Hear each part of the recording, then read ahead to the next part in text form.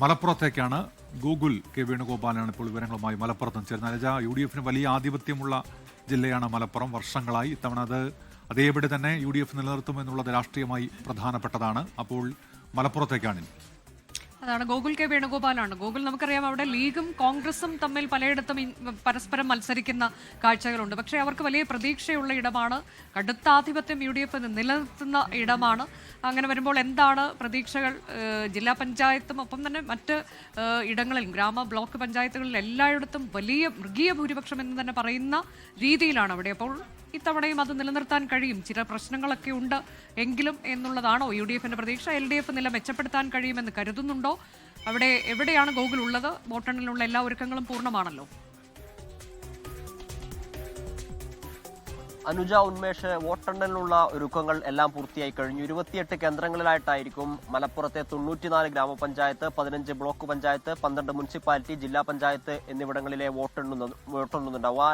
ഇരുവരും സൂചിപ്പിച്ചതുപോലെ തന്നെ ഈ സംസ്ഥാനത്ത് ഇടതുപക്ഷ കാറ്റ് വീശുന്ന സമയത്തായാലും വലതുപക്ഷത്തിനൊപ്പം എപ്പോഴും നിന്നിട്ടുള്ള ഒരു ജില്ലയാണ് ഈ മലപ്പുറം എന്ന് പറയുന്നത്. ജില്ലാ പഞ്ചായത്തിലായാലും ബ്ലോക്ക് ഡിവിഷനുകളിലേക്കായാലും മുനിസിപ്പാലിറ്റിയിലേക്കായാലും ഗ്രാമപഞ്ചായത്തുകളിലേക്കായാലും മൃഗീയമായിട്ടുള്ള ഭൂരിപക്ഷം ഈ UDFന് എല്ലായ്പ്പോഴും സമ്മാനിച്ചിട്ടുള്ള ഒരു ജില്ല തന്നെയാണ് മലപ്പുറം. ഒരുപക്ഷെ UDFന്റെ കരുത്ത് എന്ന് പറയുന്നത് ഈ മലപ്പുറത്ത് തന്നെയാണ്. സംസ്ഥാനത്ത് ഏറ്റവും കൂടുതൽ തദ്ദേശ സ്ഥാപനങ്ങളുള്ള ജില്ല, ഏറ്റവും കൂടുതൽ വോട്ടർമാരുള്ള ജില്ല. അതിനാൽ തന്നെ അത്തരത്തിലുള്ള ആത്മവിശ്വാസം തിരഞ്ഞെടുപ്പ് നടക്കുന്ന സമയത്ത് തന്നെ മലപ്പുറത്ത് UDFന് ഉണ്ടായിരുന്നു. ആ ആത്മവിശ്വാസം തകർക്കുകയും UDFന്റെ കോട്ടകളിലേക്ക് കടന്നു കയറുമെന്ന് പറഞ്ഞുകൊണ്ടായിരുന്നു LDF പ്രചാരണം നടത്തിയത്. എങ്കിലും ഇത്തവണയും തിരഞ്ഞെടുപ്പിൽ എന്തായാലും UDFന് ഒരു അപ്രമാദിത്വം ഈ മലപ്പുറം ജില്ലയിൽ ഉണ്ടാകുമെന്നാണ് പൊതുവെ രാഷ്ട്രീയ നിരീക്ഷകർ വിലയിരുത്തപ്പെടുന്നത്.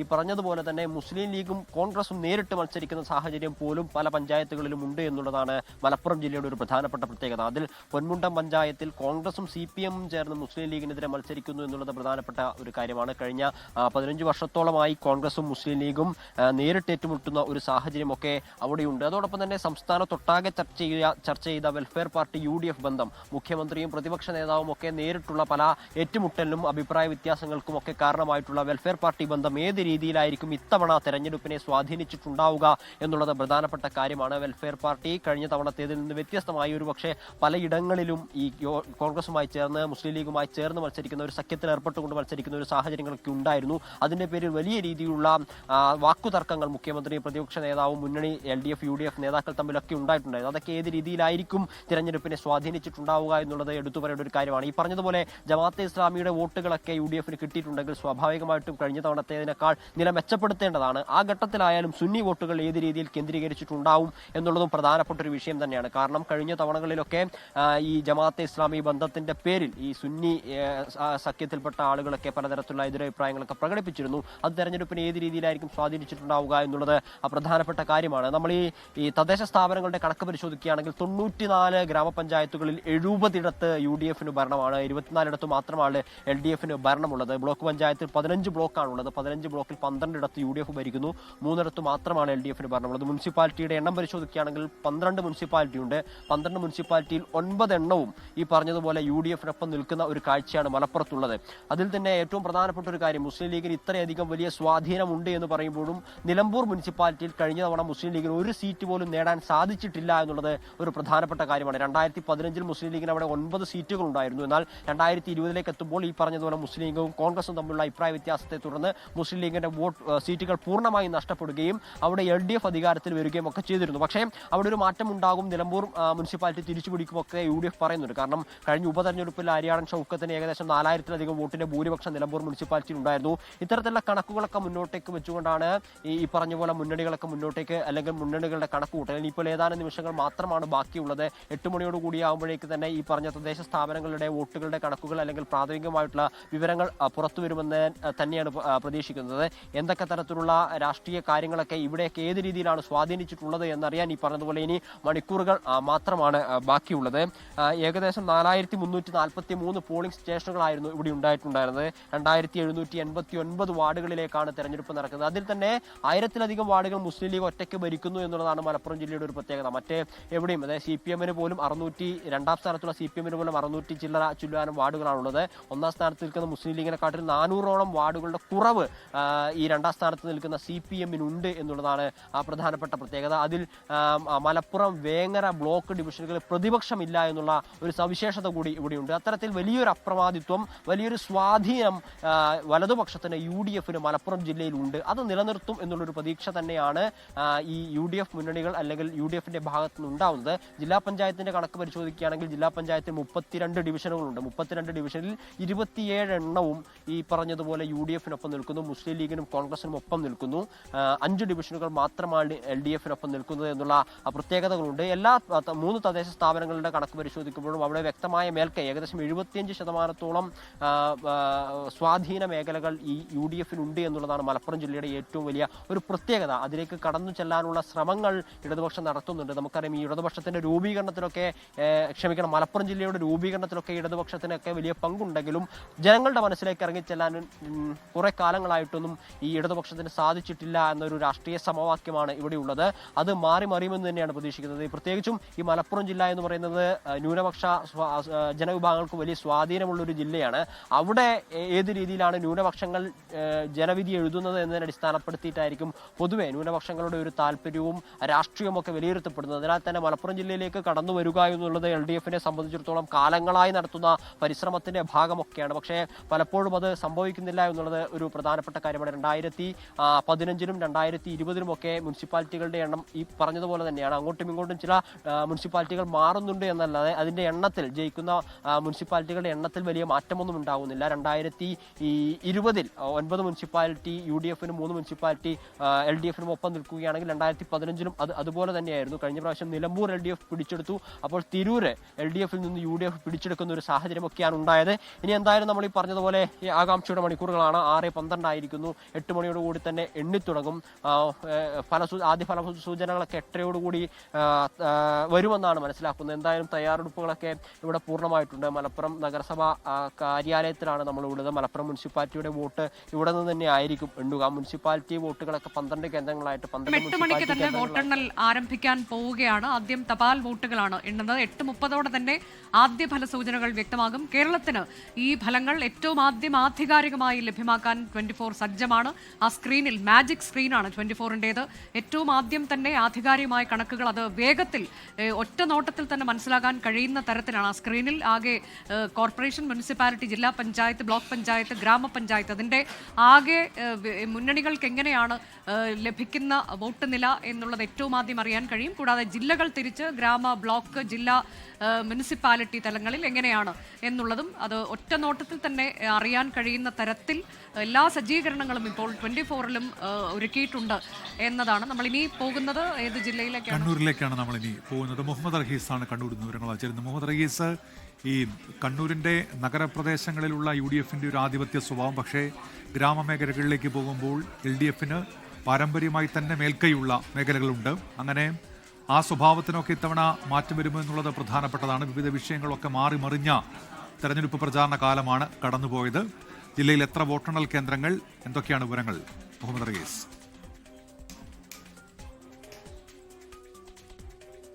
ഉന്മേഷ്, വാശിയേറിയ ഒരു പ്രചാരണം, അത് കഴിഞ്ഞ് കണ്ട പോളിംഗ്, അതിനൊക്കെ ശേഷം വോട്ടെണ്ണലിന് സമയമായി വരുന്നുണ്ട്. സ്ഥാനാർത്ഥികളും ഒപ്പം തന്നെ പാർട്ടി പ്രവർത്തകരും ഒക്കെ വലിയ നെഞ്ചെടുപ്പിലാണ്. ഇന്ന് രാവിലെ വിളിക്കുമ്പോഴും ഒരു സീറ്റിന് അല്ലെങ്കിൽ 2 സീറ്റിനൊക്കെ തങ്ങൾ കടന്നുകൂടുമെന്നാണ് ഇരുവിഭാഗവും പറയുന്നത്. അതിൽ ഏറ്റവും പ്രധാനം ഈ കോർപ്പറേഷനിലെ തന്നെയാണ്. കോർപ്പറേഷൻ കഴിഞ്ഞ 2020-ലെ തെരഞ്ഞെടുപ്പിൽ 5 കോർപ്പറേഷനുകൾ LDF-നൊപ്പം നിന്നപ്പോൾ UDF-നൊപ്പം ചേർന്ന് നിന്നത് അവർക്കൊരു ആശ്വാസമായി മാറിയത് കണ്ണൂർ കോർപ്പറേഷൻ മാത്രമായിരുന്നു.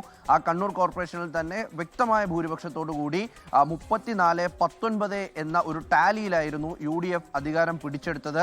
അതിൽ നിന്നും ഇത്ര സീറ്റുകൾ UDF-നെ പിന്നിലേക്ക് കൊണ്ടുപോയി അധികാരത്തിലേക്ക് തിരിച്ചു കയറാൻ കഴിയും എന്നാണ് UDF ശ്രമിക്കുന്നത്. സത്യത്തിൽ കണ്ണൂർ കോർപ്പറേഷനിൽ നടന്നത് ഏത് വിരുദ്ധ വികാരമാണോ പ്രതിഫലിച്ചത് എന്നതിൻ്റെ ഒരു റിസൾട്ട് ആയിരിക്കും വരാൻ പോകുന്നതെന്ന് ഇരു മുന്നണികളും പറയുന്നുണ്ട്. അതായത് കോർപ്പറേഷൻ ഭരിക്കുന്നത് UDF ആണ്. ഈ കോർപ്പറേഷൻ ഭരണത്തിനെതിരെ ഒരു വികാരമുണ്ട്. ഒപ്പം തന്നെ സംസ്ഥാനം ഭരിക്കുന്നത് LDF ആണ്. ആ LDF LDF-ന്റെ ഭരണത്തിനെതിരെ ഒരു വികാരമുണ്ട്. അപ്പോൾ ഇത് രണ്ടും കൂടി തുലനം ചെയ്ത് നോക്കുമ്പോൾ ഏത് വിരുദ്ധ വികാരത്തിനാണ്, ആരുടെ ഭരണത്തിനെതിരായ വികാരമാണ്, അത് കോർപ്പറേഷൻ ഭരണത്തിനെതിരാണോ സംസ്ഥാന സർക്കാരിന്റെ ഭരണത്തിനെതിരായ വിധിയെഴുത്താണോ കണ്ണൂരിൽ ഉണ്ടായത് എന്നത് വളരെ പ്രസക്തമാണ്.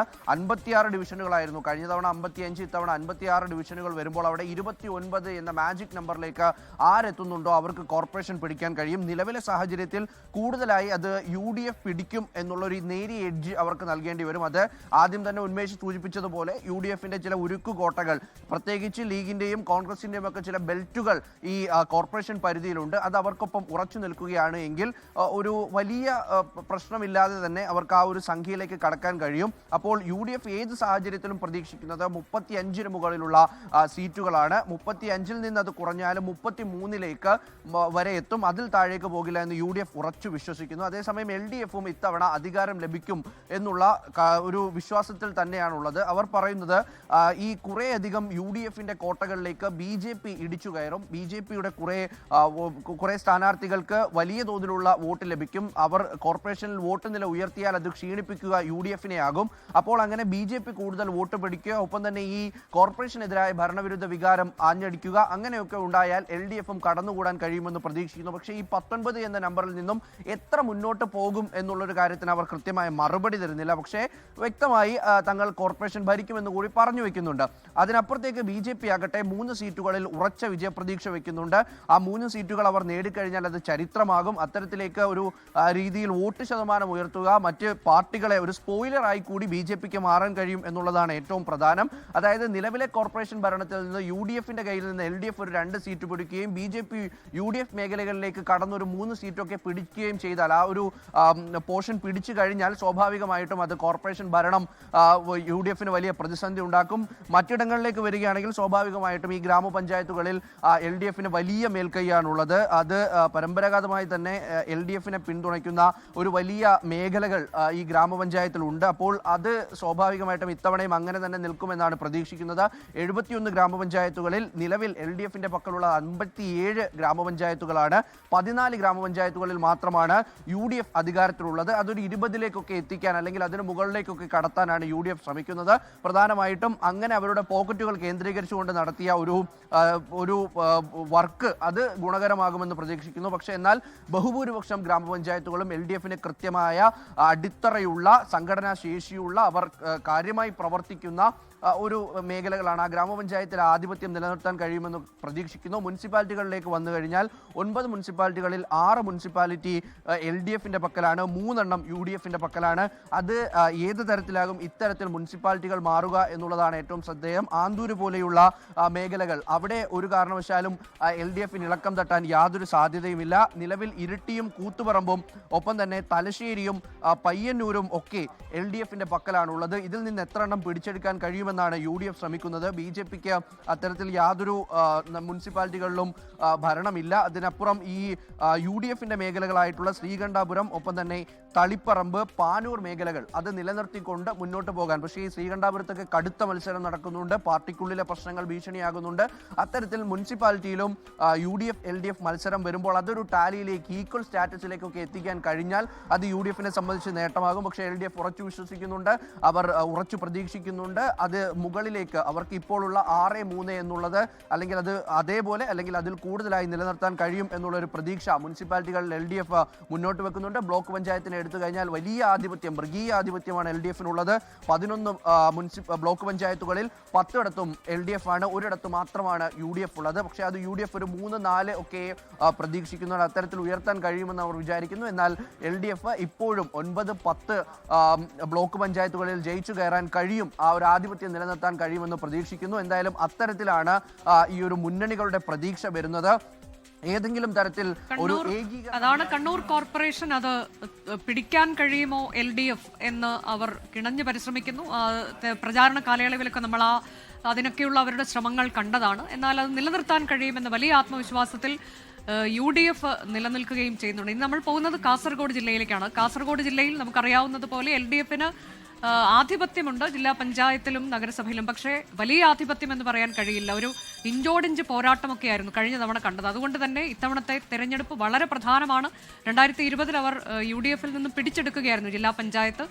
പക്ഷേ നേരിയ മേൽക്കൈ മാത്രമാണ് ഉള്ളത് എന്നുള്ളത് കൊണ്ട് തന്നെ ഈ തെരഞ്ഞെടുപ്പ് വലിയ പ്രധാനപ്പെട്ടതാണ്. UDF-ന് അത് തിരിച്ചെടുക്കാൻ കഴിയുമോ എന്നൊക്കെയുള്ള ചോദ്യങ്ങളുണ്ട്. അപ്പോൾ വലിയ പോരാട്ടത്തിനാണ് കാസർഗോഡ് ജില്ലയും സാക്ഷ്യം വഹിച്ചത്. അരുൺ പാറയ്ക്കൽ വിശദാംശങ്ങളുമായുണ്ട്. അരുൺ, വോട്ടെണ്ണലിനുള്ള എല്ലാ ഒരുക്കങ്ങളും പൂർത്തിയായല്ലോ. എവിടെയാണ് അരുൺ ഉള്ളത്? വിശദാംശങ്ങൾ.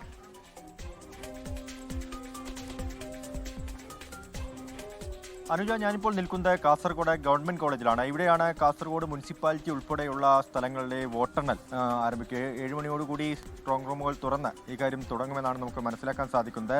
കാസർഗോഡിന്റെ ഒരു പൊതു രാഷ്ട്രീയ സ്ഥിതി പരിശോധിക്കുകയാണെങ്കിൽ LDF-നാണ് മേൽക്കൈ. കാരണം 38 പഞ്ചായത്തുകളിൽ 19 പഞ്ചായത്തുകൾ നിലവിൽ LDF ആണ് ഭരിക്കുന്നത്. ജില്ലാ പഞ്ചായത്ത് LDF ആണ്. 3 മുനിസിപ്പാലിറ്റികളിൽ 2 മുനിസിപ്പാലിറ്റി LDF ഭരിക്കുന്നുണ്ട്. പക്ഷേ ഇത്തവണ അങ്ങനെയല്ല കാര്യങ്ങളെന്നാണ് നമുക്ക് മനസ്സിലാക്കാൻ സാധിക്കുന്നത്. ഇത്തവണ LDF 19 പഞ്ചായത്തുകൾ നിലനിർത്തുമോ എന്ന കാര്യത്തിൽ തന്നെ LDF നേതൃത്വത്തിന് ആശങ്കയുണ്ട്. പ്രത്യേകിച്ച് ഈ തീവ്ര വോട്ടർ പട്ടിക പരിഷ്കരണവുമായൊക്കെ ബന്ധപ്പെട്ട് ജില്ലയിലുടനീളം വ്യാപകമായ പ്രചരണങ്ങൾ നടന്നു. അത് UDF-ന് അനുകൂലമായി ഏകീകരിക്കപ്പെട്ടു എന്നാണ് LDF നേതൃത്വം തന്നെ ചൂണ്ടിക്കാണിക്കുന്നത്. മുസ്ലിം വോട്ടുകൾ, പ്രത്യേകിച്ച് ഈ അത്യുത്തര കേരളം എന്ന് പറയുന്ന വടക്കൻ കാസർഗോഡ് മേഖലകളിൽ മഞ്ചേശ്വരം, കുമ്പള, കാസർഗോഡ് മുനിസിപ്പാലിറ്റി തുടങ്ങിയ പ്രദേശങ്ങളിലൊക്കെ തന്നെ ന്യൂനപക്ഷ വോട്ടുകൾ ഏകീകരിക്കപ്പെട്ടു എന്നൊരു വിലയിരുത്തലിലേക്ക് LDF നേതൃത്വം എത്തിയിട്ടുണ്ട്. കഴിഞ്ഞ ദിവസം CPM-ന്റെ ജില്ലാ സെക്രട്ടറി ഉൾപ്പെടെ ഇക്കാര്യം സൂചിപ്പിക്കുന്ന ഒരു സാഹചര്യം ഉണ്ടായിട്ടുണ്ട്.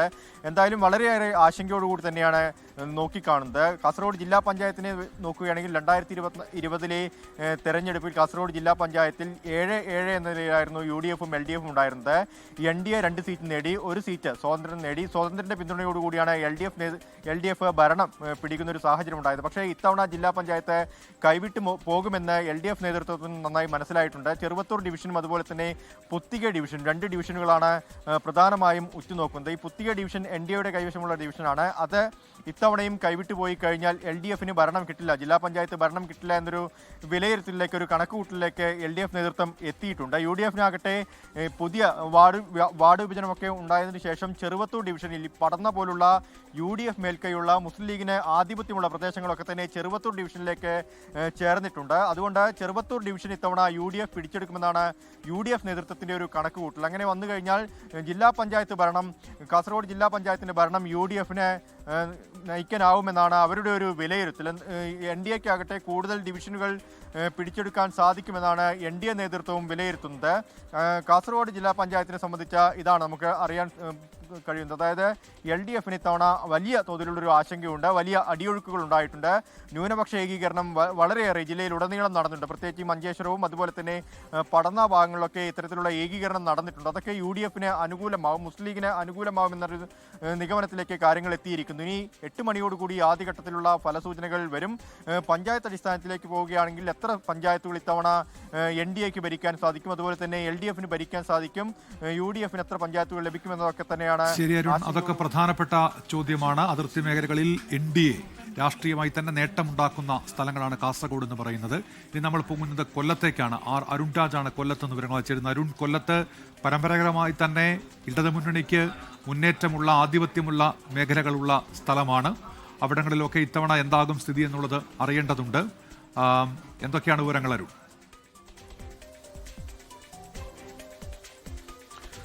ഉന്മേഷ, തീർച്ചയായും കഴിഞ്ഞ എല്ലാ കാലങ്ങളിലും ഇടതുപക്ഷത്തിനൊപ്പം ചേർന്ന മണ്ണാണ് കൊല്ലം. ഇടതുപക്ഷത്തിന് വലിയ ആധിപത്യം ഗ്രാമങ്ങളിലും നഗരങ്ങളിലും ഒരുപോലെ തന്നെ അനുഭവപ്പെടുന്ന സ്ഥലങ്ങളാണ് കൊല്ലത്തെ എല്ലാ ഇടങ്ങളും. പക്ഷേ ഇത്തവണത്തെ തദ്ദേശ തിരഞ്ഞെടുപ്പ് UDF-നെ സംബന്ധിച്ചൊരു അഭിമാന പോരാട്ടമാണ്. കാരണം കഴിഞ്ഞ തവണ ഈ ആകെ ഉണ്ടായിരുന്ന കോർപ്പറേഷനും അതുപോലെ തന്നെ 11 ബ്ലോക്ക് പഞ്ചായത്തുകളിൽ 10 എണ്ണവും 4 നഗരസഭകളിൽ 3 എണ്ണവും ഇടതുപക്ഷത്തിന് ഒപ്പം നിന്ന സാഹചര്യമാണുള്ളത്. ഈ ബഹുഭൂരിപക്ഷം പഞ്ചായത്തുകളും 68 പഞ്ചായത്തുകളിൽ 46 ഗ്രാമപഞ്ചായത്തുകളും ഇടതുപക്ഷത്തിനൊപ്പമായിരുന്നു. ആ സാഹചര്യങ്ങളെല്ലാം മാറുന്ന ഒരു കാഴ്ച ഇത്തവണ ഉണ്ടാകും എന്നുള്ളതാണ് UDF ക്യാമ്പുകൾ പ്രതീക്ഷിക്കുന്നത്. കാരണം UDF ക്യാമ്പിന്റെ ലക്ഷ്യം കൊല്ലം കോർപ്പറേഷനാണ് ഏറ്റവും പ്രധാനമായും ലക്ഷ്യം വെക്കുന്നത്. 30 വർഷത്തെ ഇടതുഭരണത്തിന് ഒരു അവസാനം ഉണ്ടാക്കുക എന്നുള്ളതായിരുന്നു കൊല്ലം കോർപ്പറേഷനിൽ UDF മുന്നോട്ട് വെച്ച മുദ്രാവാക്യം. ആ മുദ്രാവാക്യം അവർക്ക് വിജയിക്കാൻ കഴിഞ്ഞു എന്നുള്ള പ്രതീക്ഷയാണ് UDF കേന്ദ്രങ്ങൾ പങ്കുവെക്കുന്നതെങ്കിൽ പക്ഷേ യാതൊരു മാറ്റവും ഉണ്ടാകില്ല എന്ന പ്രതീക്ഷയിൽ തന്നെയാണ് ഇടതുമുന്നണി ഇപ്പോൾ തന്നെയുള്ളത്.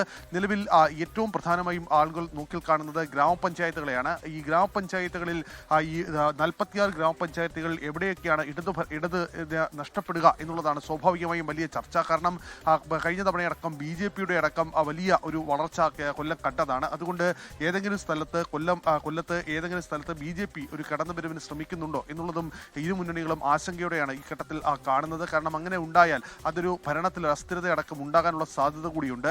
കൊല്ലം കോർപ്പറേഷനിൽ BJP ഈ കാര്യത്തിൽ അംഗസംഖ്യ വർദ്ധിപ്പിച്ചാൽ അത് ഈ ഫലത്തെ കൂടി നിർണ്ണയിക്കുന്നതാണ്.